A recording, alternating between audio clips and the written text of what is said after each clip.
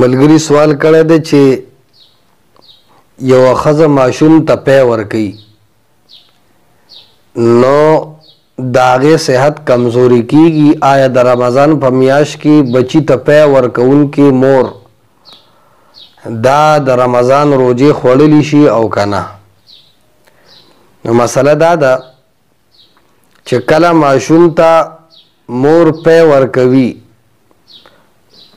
او د مور صحت خرابیږي که روجه نیسي، او دغه رنګې که مور پی نه ورکوي نو ماشوم جاړي او د ماشوم صحت خرابیږي.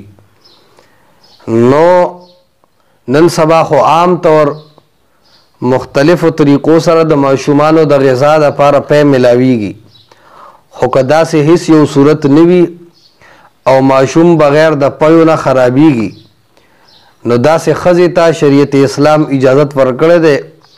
فتاوا دارالعلوم دیوبند کې هم د اجازت هغې ذکر کړی دی چې کومه زنانه ماشوم ته پی ورکوي دغه زنانه د روجې نه نیسي چې صحت یې خرابیږي. اله که طاقت لري خو په کار ده چې روجې ونیسي، خو که طاقت نه لري نو خپل ماشوم ته د پی ورکي.